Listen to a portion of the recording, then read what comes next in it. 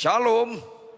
Mari kita buka Alkitab kita, Injil Matius pasal 16 ayat 13 sampai 23. Matius 16 ayat 13 sampai 23. Kalau sudah dapat, saya ajak kita Bapak Ibu jemaat sekalian membacanya bergantian. Saya baca ayat yang ganjil, Bapak Ibu baca ayat yang genap. Adapun ayat terakhir ayat 23 kita bersama-sama.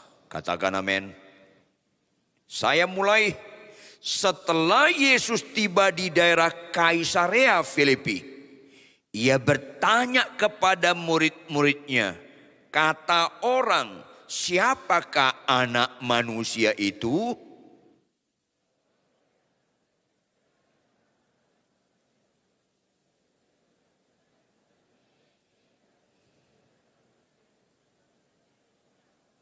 Ayat 15. Lalu Yesus bertanya kepada mereka, tetapi apa katamu, siapakah aku ini?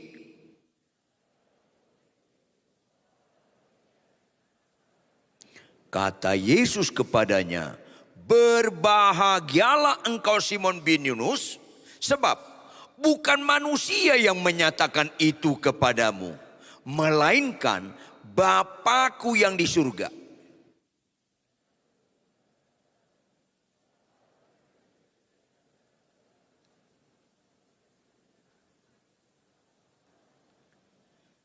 Kepadamu akan kuberikan kunci kerajaan surga. Apa yang kau ikat di dunia ini akan terikat di surga. Dan apa yang kau lepaskan di dunia ini akan terlepas di surga.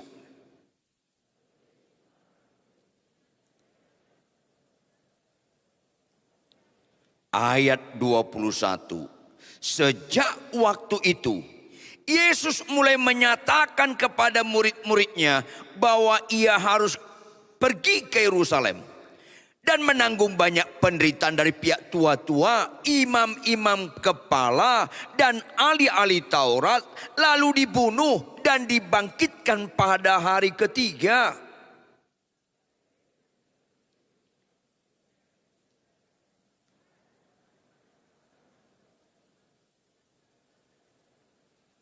Kita sama-sama baca. Maka Yesus berpaling dan berkata kepada Petrus, "Enyala iblis, engkau suatu batu sandungan bagiku, sebab engkau bukan memikirkan apa yang dipikirkan Allah, melainkan." Ulangi, melainkan. Sekali lagi ulangi, melainkan. Catat baik-baik jemaat sekalian.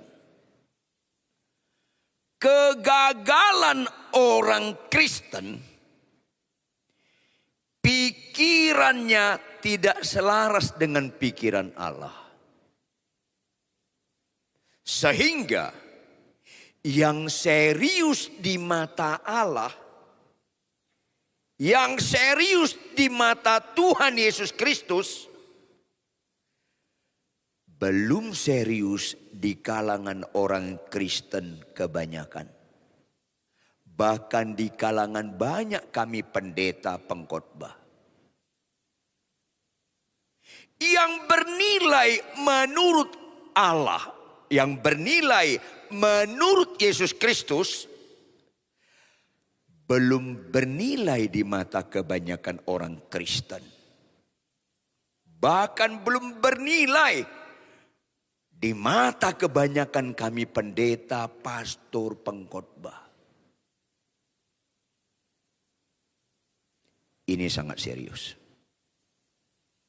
Bukankah lebih banyak orang Kristen doa puasa supaya kanker sembuh, doa puasa supaya nggak punya anak dapat anak, doa puasa supaya punya jodoh?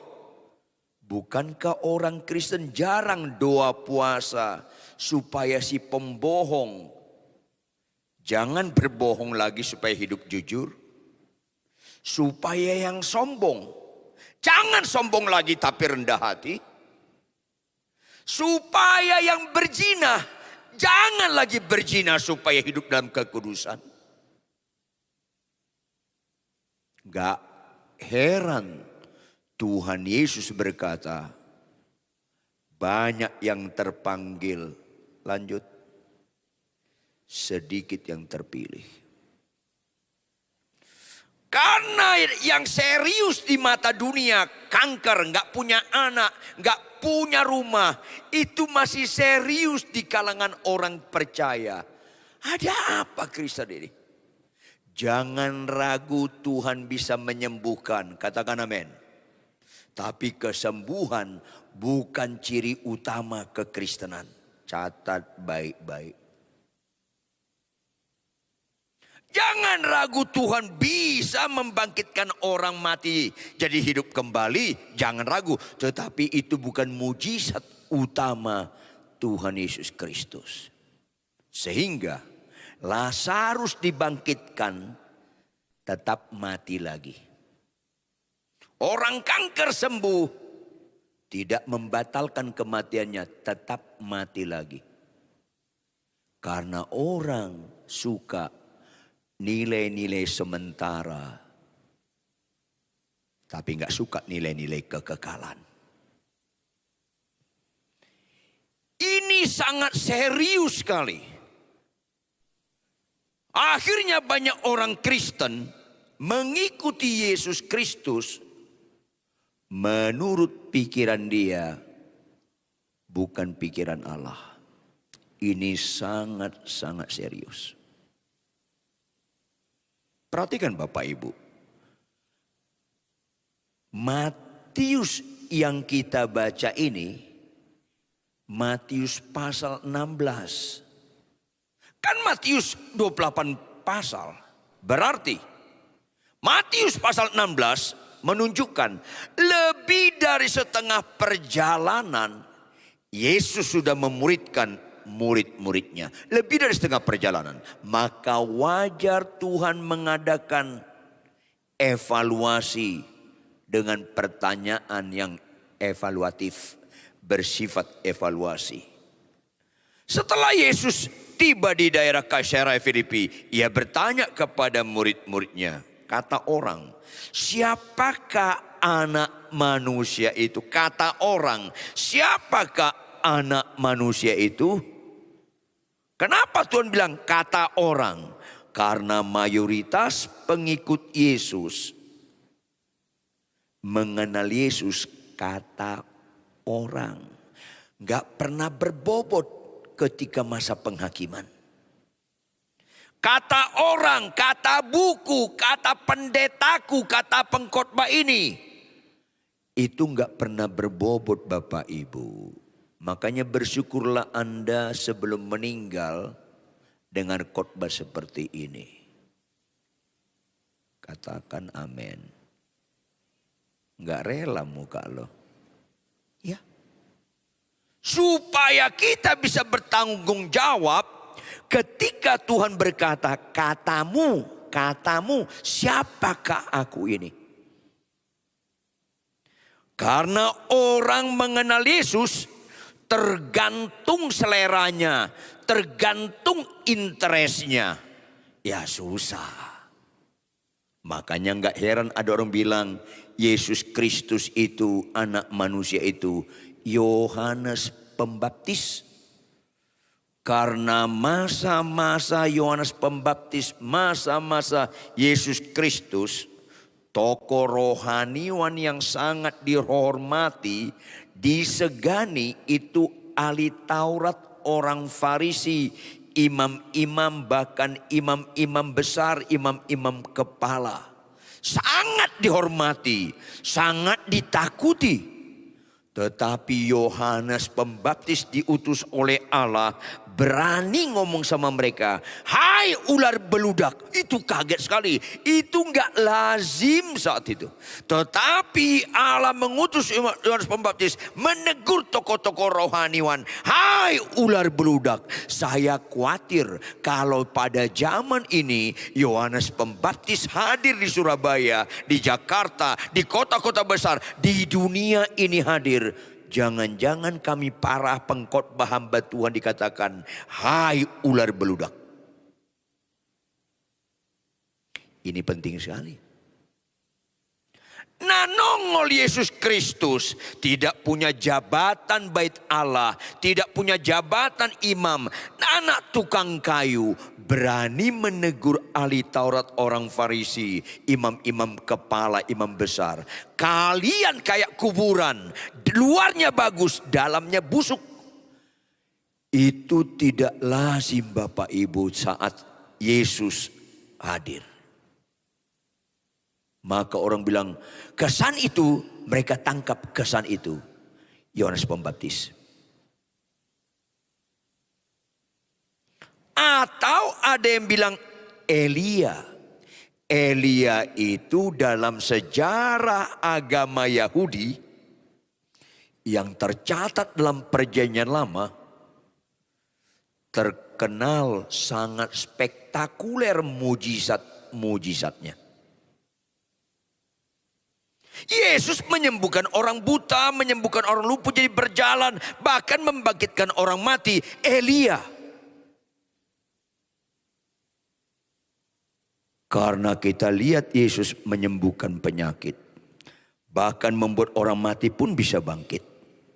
Bapak Ibu, ini pun bobotnya kata orang, pikiran manusia bukan pikiran Allah. Makanya Yesus penyembuhku. Yesus melindungiku. Yesus memeliharaku. Yesus yang mengabulkan permintaanku. Itu pengenalan yang sangat tidak berbobot. Catat baik-baik. Itu pengenalan akan Yesus Kristus sangat tidak berbobot. Saking gak berbobotnya. Pengenalan Yesus penyembuhku. Yesus memeliharaku. Yesus memberkatiku. Yesus melindungiku. Yesus apapun namanya sepanjang Yesus. Yang aktif melakukan yang kita sukai. Sakitku sembuh. Perjalananku naik pesawat aman. Aku gak punya anak dapat anak. Bukankah itu fokusnya berkenan di mata kita? Seolah-olah pendekatan kita Yesus harus beribadah pada kita. Yesua Nisi, Yesua Rapa. Itu perlu Anda tahu bahwa Yesus bisa menyediakan, menyembuhkan, memberkati kita. Tapi stop, jangan sampai di situ saja.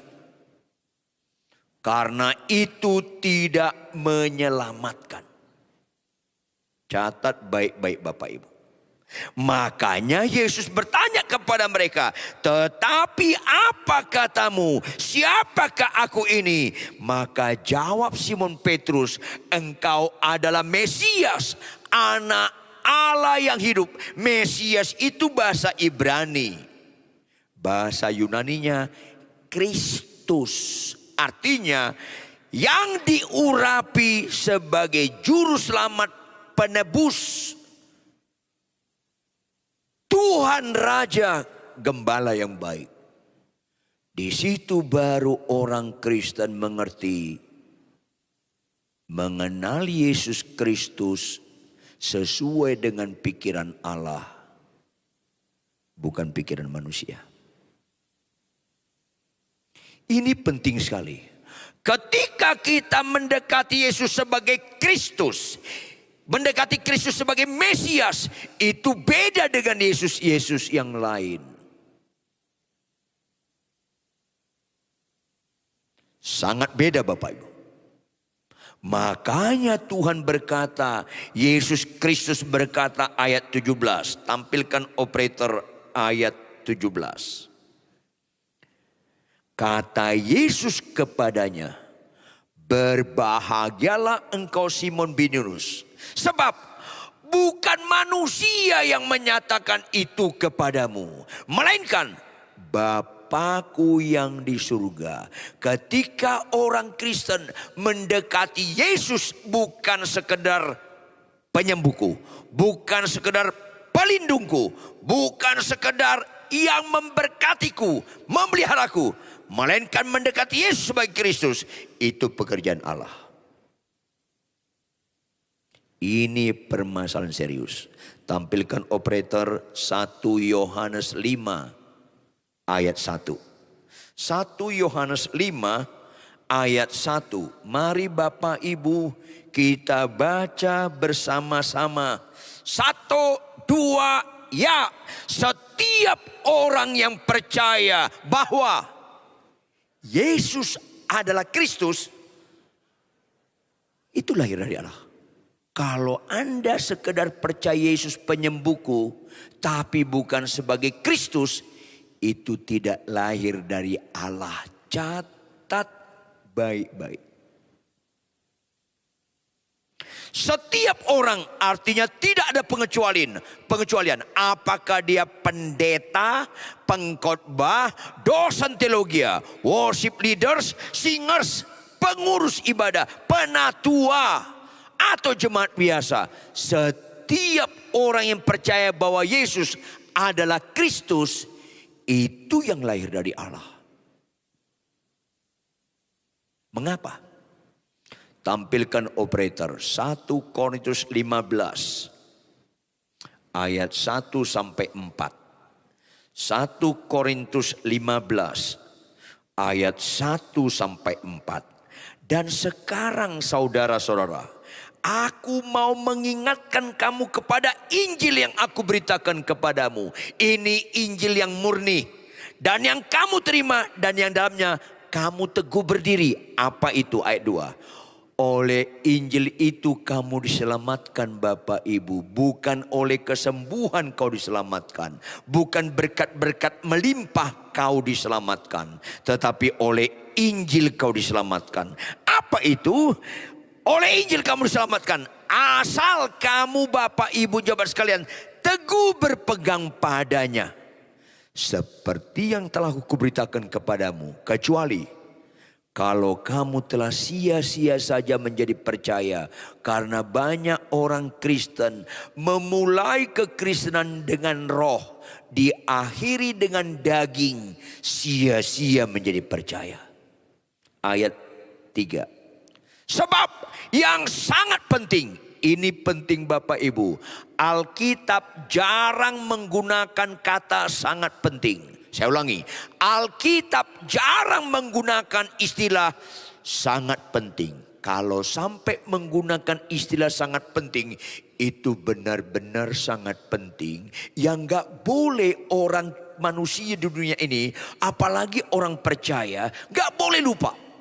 Apa itu? Yang sangat penting telah kusampaikan kepadamu, yaitu apa yang telah kuterima sendiri ialah bahwa Kristus telah mati.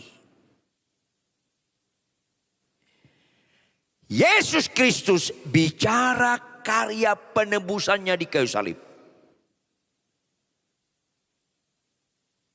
Yesus Kristus itu mati bukan karena penyakit kita Bapak Ibu jemaat sekalian.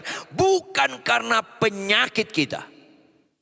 Sehingga tidak sedikit orang Kristen disembuhkan tetap binasa masuk neraka. Catat baik-baik. 10 orang sakit kusta datang ke Tuhan Yesus. Semuanya sembuh. 1 yang mulai mendekati Yesus sebagai Kristus. 9 mengenal Yesus penyembuhku, tapi bukan Kristus. Itu seringkali tidak serius orang Kristen, orang gereja, dan banyak kami pengkhotbah memaknai Yesus sebagai juru selamat, sebagai penebus. Kristus telah mati karena dosa-dosa kita sesuai dengan kitab suci. Yang sesuai dengan kitab suci, Kristus telah mati karena dosa-dosa kita. Yang gak sesuai dengan kitab suci, Kristus mati karena penyakit kita, Kristus mati karena utang kita, Kristus mati karena mandul kita. Itu bukan sesuai dengan kitab suci. Yang sesuai dengan kitab suci, Kristus telah mati karena dosa-dosa kita. Bahwa ia telah dikuburkan dan bahwa ia telah dibangkitkan pada hari ketiga sesuai dengan kitab suci. Ini konteksnya sangat penting, jangan lupa. Berarti kalau orang percaya Yesus sebagai Kristus, dia tidak lagi main-main dalam dosa Bapak Ibu. Kok percaya kepada Yesus, anak-anak muda, masih kau lawan orang tuamu? Karena kau gak menerima Yesus sebagai Kristus. Kok kau anak-anak muda, bagaimanapun kelakuan orang tuamu, tetap kau hormat. Karena kau menerima Yesus sebagai Kristus. Kau bapak-bapak, ibu-ibu, konflik rumah tangga mau cerai karena kau tidak menerima Yesus sebagai Kristus. Kalau ada di ruangan ini mau cerai, stop, jangan lanjutkan. Supaya kau menerima Yesus sebagai Kristus. Orang Kristen yang benar, catat baik-baik, tidak mungkin cerai kecuali kematian. Makanya pemberkatan nikah, apa yang dipertemukan oleh Allah tidak boleh ceraikan manusia. Itu Alkitab. Jangan karena bergesernya zaman, jangan karena konflik rumah tangga yang hebat, firman kita dirubah jadi bisa cerai. Ini kan mengerikan. Kenapa ada orang berzina? Karena nggak mengerti Yesus sebagai Kristus. Kenapa ada orang homoseks, lesbian, buka situs porno? Karena tidak mengerti Yesus sebagai Kristus. Catat baik-baik. Kalau kita menerima Yesus sebagai Kristus, kita buka 1 Petrus 2 ayat 9. Tampilkan operator, 1 Petrus 2 ayat 9. Orang yang menerima Yesus sebagai Kristus sebagai bangsa yang terpilih. Imamat yang rajani, pelayan berhati raja, yaitu melayani hidup dalam kebenaran, bukan imamat yang jahat dan bodoh. Melayani dosa, bohong, malas, perzinahan, mencuri, tidak dilayani itu. Tetapi melayani nilai-nilai yang sifat ilahi, yaitu bangsa yang kudus, orang yang percaya kepada Yesus sebagai Kristus. Kuduslah kamu karena Allahmu itu kudus, Bapak Ibu. Ini penting sekali. Kenapa ada seorang 10 hari yang lalu di televisi, seorang di medsos, media sosial, seorang pendeta muda membunuh teman wanitanya, dibawa pakai troli masuk lift sambil senyum-senyum. Kemana hati nurani dia? Siapa Yesus Kristus yang dipikirkan dia begini? Bapak ibu anak muda, lihat saya. Kalau kau suka berbohong, menyeleweng mengkhianati keluargamu, korupsi, menggelapkan pajak, malas. Sebenarnya yang kau pikirkan Tuhan Yesus itu siapa? Udah melawan suami, maki-maki istri, datang ke gereja, suka kesembuhan. Ada apa Kristen ini? Kenapa kita nggak menjadi bangsa yang kudus? Karena tidak mengerti Yesus sebagai Kristus. Umat kepunyaan Allah sendiri. Kalau Tuhan berkata kepada saya, Ridwan Huta Barat, kasihlah istrimu. Tuhan, istriku cerewet. Gak ada kaitannya kau mengasihi istri dengan kelakuan istrimu. Gak ada kaitannya. Kau mengasihi istrimu, kaitannya kau kepunyaanku sendiri. Kau taati aku. Istri tunduk pada suami, gak ada kaitannya dengan kelakuan suami.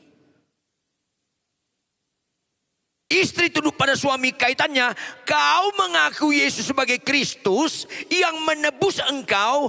Engkau bukan kepunyaan kau lagi, ibu-ibu. Maka orang menerima Yesus sebagai Kristus pasti taat. Pasti taat. Suami mengasihi istri gak ada kaitannya dengan kelakuan istri. Istri tunduk pada suami gak ada kaitannya dengan kelakuan suami. Karena kaitannya kita menerima Yesus sebagai Kristus yang memiliki kehidupan kita sepenuhnya. Sehingga hidupku bukan aku lagi, melainkan Kristus dalamku.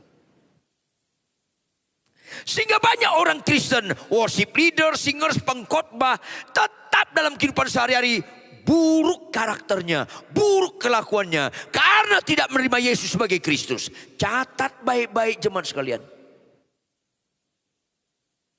Maka orang menerima Yesus sebagai Kristus, umat kepunyaan Allah sendiri, supaya kamu memberitakan perbuatan-perbuatan yang besar dari Dia. Bapak Ibu jawab, Tuhan bisa enggak membuat lumpuh berjalan? Jawab yang keras. Bisa. Itu perbuatan besar enggak? Tidak. Tuhan bisa enggak membangkitkan orang mati di rumah duka jadi hidup? Bisa. Tetapi itu bukan perbuatan besar. Mari kita studi bahasa perbuatan besar. Arti perbuatan besar, siapapun gak bisa lakukan. Hanya Tuhan yang bisa lakukan. Itu perbuatan besar Bapak Ibu. Lumpuh berjalan, iblis bisa lakukan. Karena ada yang bisa lakukan, itu bukan perbuatan besar.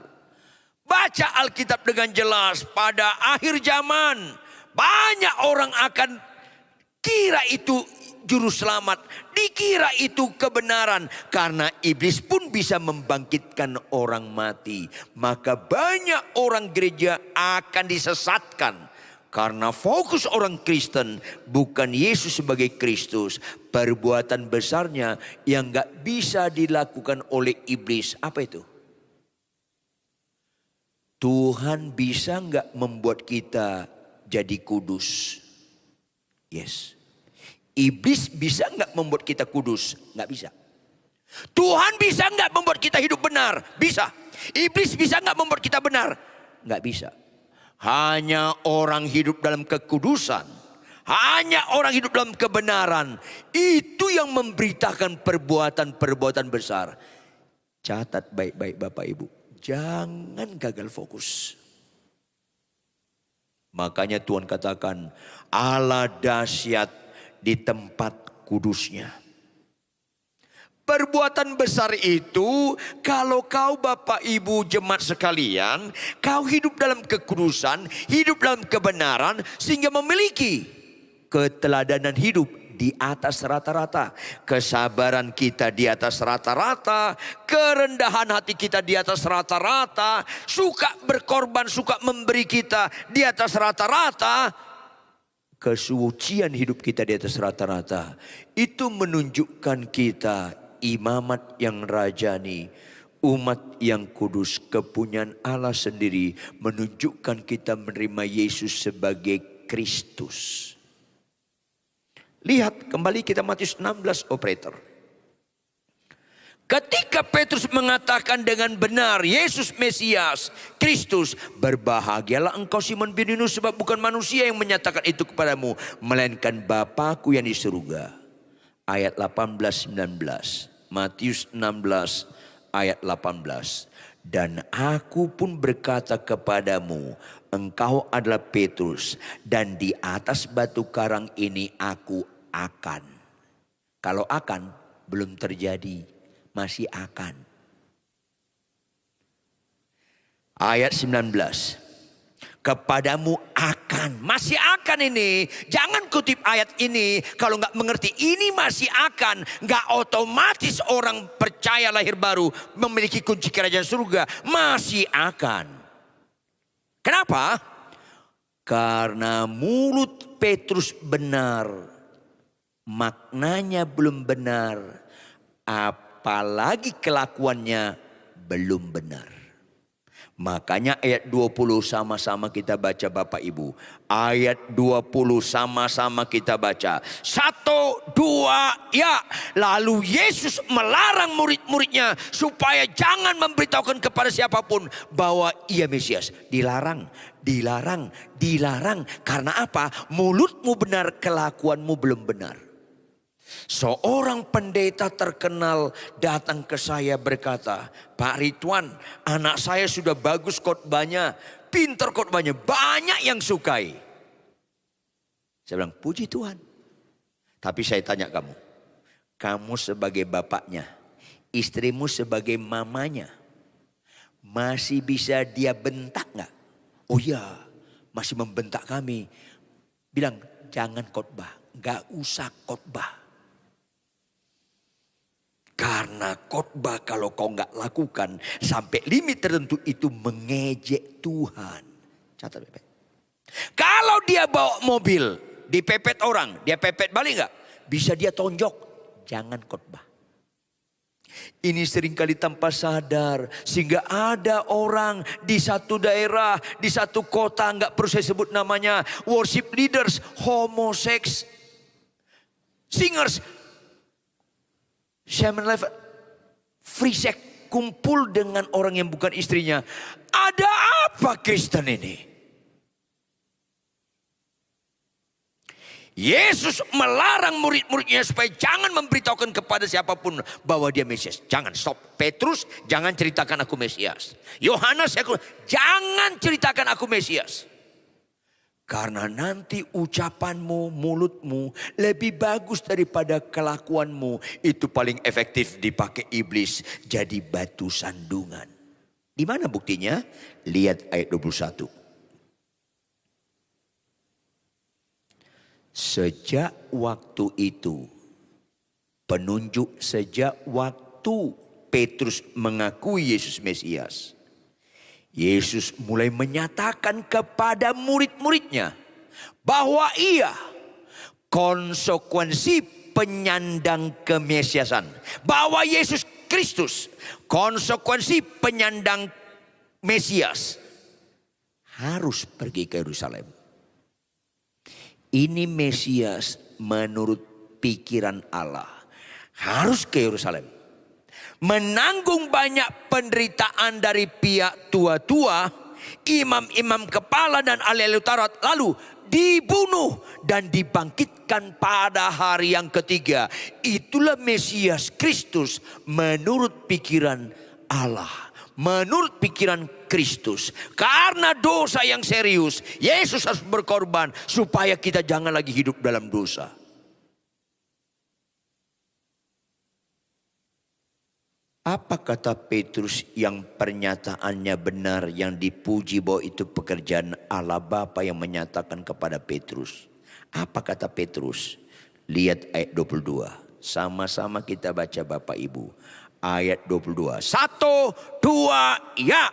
Tetapi Petrus menarik Yesus ke samping dan menegur dia. Katanya apa?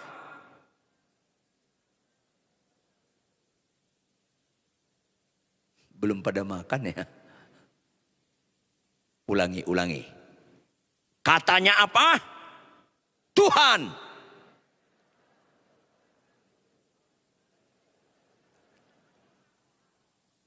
Anda bacanya nggak lulus audisi. Itu pakai tanda seru. Artinya Petrus membentak Yesus dengan menyebut dia namanya Tuhan. Aneh nggak? Berarti kata Tuhan yang diucapkan Petrus kepada Yesus, Tuhan yang bagaimana bisa kau bentak dia? Tuhan yang bagaimana yang kau ucapkan Bapak Ibu? Kau katakan Tuhan Yesus tapi kau mau cerai. Kau katakan Tuhan Yesus kau masih berzina. Kau katakan Tuhan tapi kau masih mencuri. Kau katakan Tuhan tapi kau malas baca Alkitab setiap hari. Tuhan yang mana yang kau sebut ini? Ini serius. Ini serius. Supaya jangan kita sekedar khotbah bagus, penyembahan bagus, kelakuan gak berubah. Tuhan yang mana? Tuhan, kiranya Allah menjaga hal itu. Tanda seru, dibentak. Dia sebut Yesus sebagai Tuhan sambil dia bentak. Berarti konsep kata Tuhan di situ ada yang salah.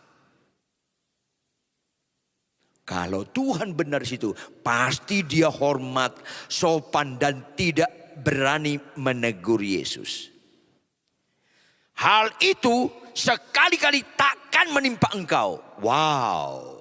Berarti Mesias yang kau sebut tadi Petrus, Mesias menurut pikiran Allah atau pikiran kamu? Kenapa kau ke gereja tetap pemalas? Kenapa kau ke gereja tetap mencuri? Kenapa kau gereja tetap pembohong? Kenapa kau gereja tetap maki-maki? Kenapa kau ke gereja menyembah gemetar-gemetar? Pulang dari gereja naik motor lawan arah, orang lain gemetar sama kamu? Karena kau gak ngerti Yesus Kristus. Udah begitu suka sakit sembuh lagi. Suka gak punya anak dapat anak. Emangnya Tuhan yang beribadah kepada engkau? Kau yang beribadah kepada dia. Aku yang beribadah kepada dia. Bukan dia yang beribadah kepada kita. Catat, catat, catat dan catat baik Bapak Ibu. Petrus menasehati Tuhan Yesus Kristus. Tuhan, kiranya Allah menjauhkan hal itu. Hal itu sekali-kali takkan menimpa engkau. Petrus menasehati Yesus Kristus. Padahal Yesus Kristus penasehat ajaib. Berarti Petrus lebih ajaib lagi. Kayak orang yang sedang lihat saya sekarang. Saya gembala jemaat di satu tempat di Jakarta. Seorang pendeta serta ibadah datang ke saya. Pak Ridwan, saya mau ngobrol Pak. Ya gimana? Pendapatan saya 5 juta. Iya 5 juta, ini apa ini? Anak saya 5. Iya kenapa? Kok Pak Pendeta gak cepat nangkap? Kamu yang gak cepat nangkap. Loh Pak Ridwan, gaji saya 5 juta, anak saya. Gak usah ulangi, udah tahu saya. Kenapa? Pak Ridwan di Jakarta ini 5 juta, mana bisa hidup 1 bulan? Terus. Kalau dipotong perpuluhan jadi 4,5 juta. Bagaimana makin gak bisa dong? Saya bilang, jadi firman Tuhan memberikan perpuluhan itu salah. Jadi kau mau panggil, kita panggil Yesus Kristus datang ke rumahmu supaya les matematika. Bukankah engkau sakit? Loh Pak Ridwan, gini aja, potong 500 ribu. Ya tinggal 4,5 juta. 4,5 jutanya misalnya, 4,5 juta bagi 2. 2 juta seperempat sebelah kiri, 2 juta seperempat sebelah kanan.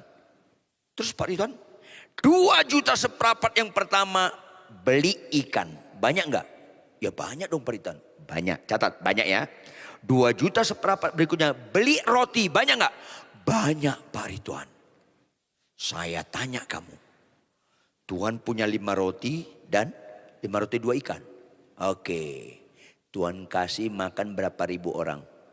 5.000 orang lebih. Saya tanya kamu. Kamu berapa ikannya tadi? Banyak. Rotinya banyak. Anak kau berapa ribu? Jangan jadi penasihat Yesus lah. Bukankah sebenarnya banyak orang Kristen gak taat karena gak menerima Yesus sebagai Kristus. Itu permasalahan. Itu permasalahan. Makanya disuruh diam. Kau gak mengerti Kristen. Kristen itu dari perkataan Kristus. Pengikut Kristus itu Kristen. Tampilkan operator. Galatia 2 ayat 20. Galatia 2 ayat 20. Sama-sama kita baca Bapak Ibu supaya Kristen kita Kristen yang benar. 1, 2, ya. Namun aku hidup, tetapi bukan lagi aku sendiri yang hidup, melainkan Kristus. Karena kau terima Yesus sebagai Kristus. Bukan Yesus sekedar penyembuh. Yesus Kristus yang hidup di dalam aku. Dan hidupku yang kuhidupi sekarang di dalam daging adalah hidup oleh iman dalam anak Allah yang telah mengasihi aku dan menyerahkan dirinya untuk aku. Kristus. Mari kita buka Yohanes 14 ayat 15. Yohanes 14 ayat 15. Sama-sama kita baca Bapak Ibu. Ini kerohanian yang sehat. Sama-sama kita baca Bapak Ibu. 1, 2, ya. Jikalau kamu mengasihi aku. Ayo dong cerdaslah, cerdas. Tidak ada kerohanian yang terbaik menurut pikiran Allah selain mengasihi dia. Gak ada kerohanian yang terbaik menurut pikiran Allah selain mengasihi dia. Dan cara mengasihi dia hanya satu. Jikalau kamu mengasihi aku, kamu menuruti segala. Maka kalau orang mendekati Yesus sebagai Kristus, dia lebih suka Yesus itu jadi Tuhan dan Raja memerintah hidupnya. Daripada dia mau berdoa supaya Tuhan taat kepada dia. Maka orang menerima Yesus sebagai Kristus taat kepada dia. Sebab engkau mulia dan layak dipuji. Lanjut. Yang duduk. Lanjut. Dan yang akan memerintah atas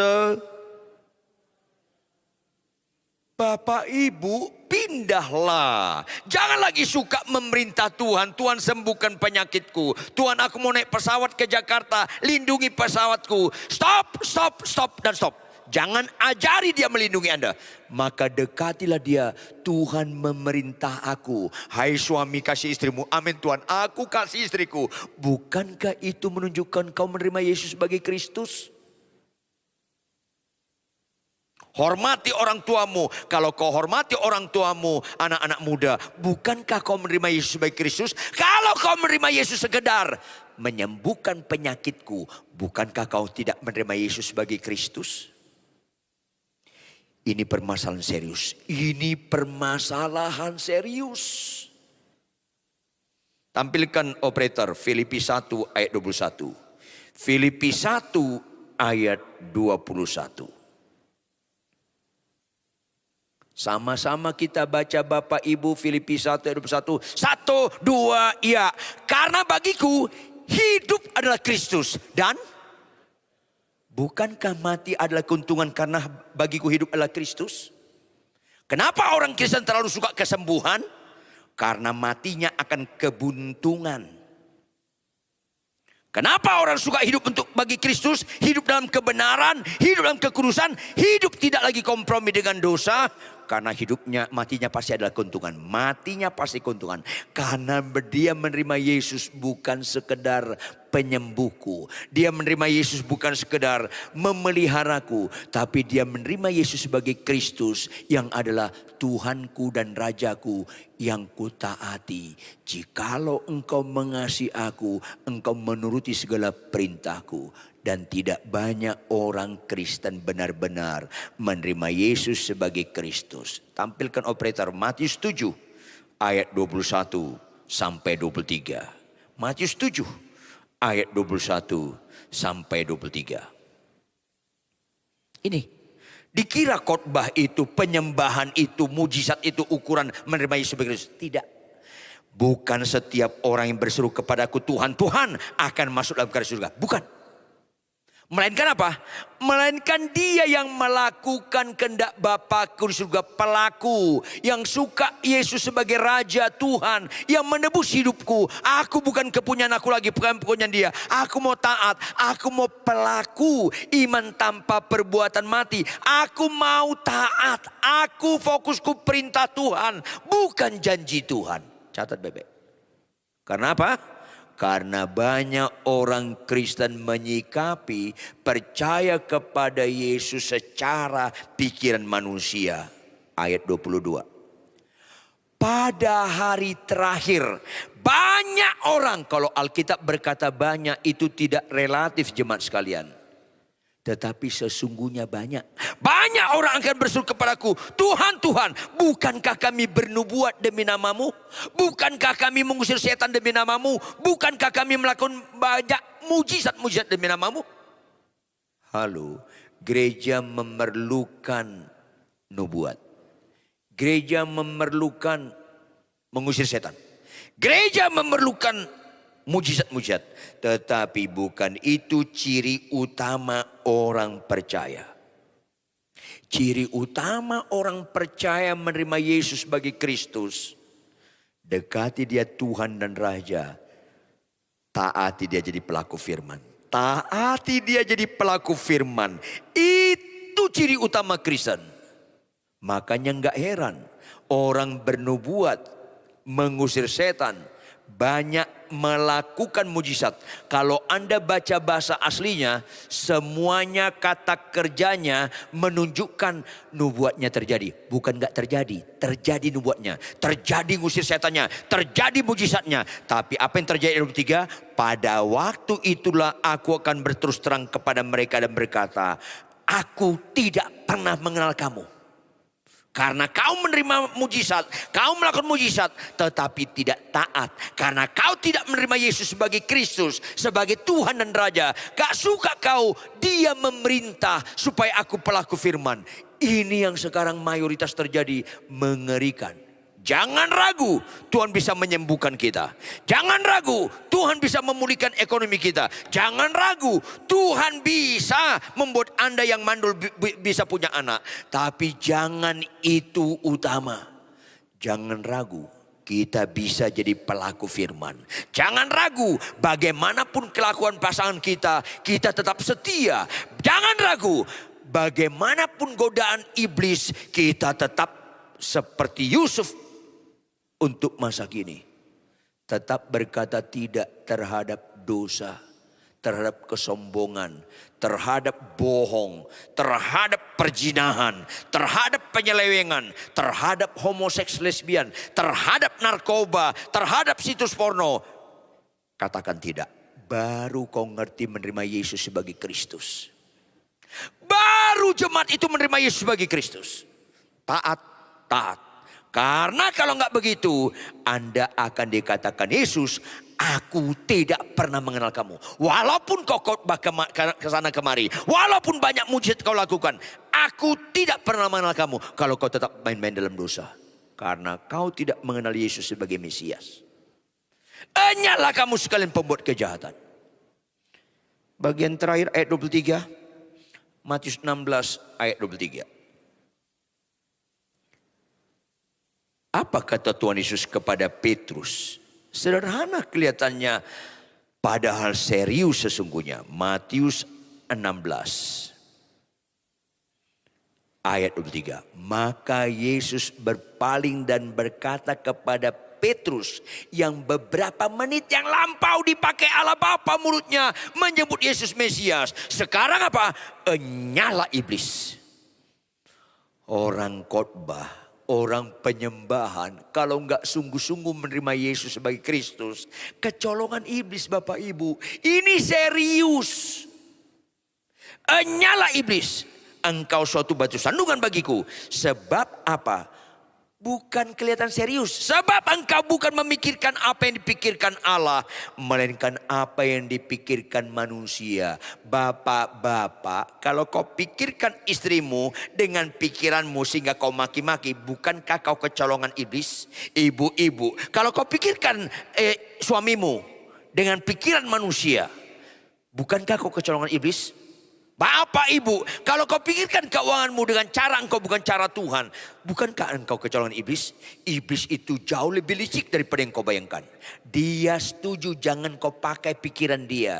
Iblis setuju jangan pakai pikiran dia. Sekaligus jangan pakai pikiran Allah. Pakai pikiranmu, termasuk tentang kesembuhan, termasuk dalam pacaran, termasuk menggunakan uang, termasuk dalam perkawinan. Pikirkan yang kau pikirkan, jangan pikirkan pikiran Allah, sekaligus jangan pikiran-pikiran iblis. Pikiranmu, disitulah area iblis bermain. Sehingga banyak orang Kristen, tidak sedikit kami pendeta, ketipu bapaknya pembohong iblis. Kita kira, karena aku gak pikirkan pikiran iblis. Memang iblis gak mau kau gunakan pikiran dia. Tapi supaya adil, jangan gunakan pikiran Allah. Pakai pikiranmu. Itulah bermainnya iblis. Sehingga banyak orang terpanggil, sedikit yang terpilih. Petrus tidak menggunakan pikiran iblis. Sekaligus tidak memikirkan apa yang dipikirkan Allah. Melainkan apa yang dipikirkan Petrus, apa yang dipikirkan manusia, supaya manusia itu gak sadar sedang ditipu iblis. Ini mengerikan. Mengapa bagaimanapun kelakuan istri kita bapak-bapak, mengapa bagaimanapun kelakuan suamimu ibu-ibu, tetap kita setia? Karena kau memikirkan yang dipikirkan Allah. Mengapa bagaimanapun kau tergoda untuk melakukan hubungan seks dalam pacaran, tergoda untuk pacaran ke tempat yang gelap-gelap padahal kau anak terang, akhirnya kau hindari karena kau memikirkan pikiran Allah, bukan pikiran manusia. Mengapa Bapak Ibu, menantu kita jahat suka memfitnah, tetap kita kasihi karena kita memikirkan pikiran Allah, bukan pikiran manusia. Mengapa kita tetap berdamai kepada ipar, kepada orang yang jahat pada kita? Karena pikiran Allah, balaslah kejahatan dengan kebaikan, kasihlah musuhmu. Karena kau menerima Kristus dan memiliki pikiran Kristus. Ini seringkali orang Kristen gagal fokus. Fokusnya sakit sembuh, mobil Innova jadi Alphard, gak punya anak dapat anak. Bukan pikiran Allah yang kau pikirkan. Yesus Kristus sudah berkorban di kayu salib. Mati dikuburkan, bangkit pada hari yang ketiga. Pendekatan orang kepada yang berkorban, jangan lagi tanya apa yang harus kau lakukan buat aku. Melainkan apa yang kulakukan buat engkau. Perintahlah saya Yesus Kristus. Karena aku mulai naik kelas. Pendekatan aku kepada engkau Yesus Kristus bukan lagi bicara janjimu, tetapi perintahmu. Karena kau sudah jadi penebus, Raja Tuhan, aku mau taat sampai mati. Yang setuju tepuk tangan yang keras. Yang setuju saja. Kalau nggak setuju jangan. Yang setuju bangkit berdiri, tepuk tangan lebih keras lagi. Yang setuju bangkit berdiri dan tepuk tangan lebih keras lagi. Jangan ikut-ikutan, karena nggak berbobot kalau ikut-ikutan.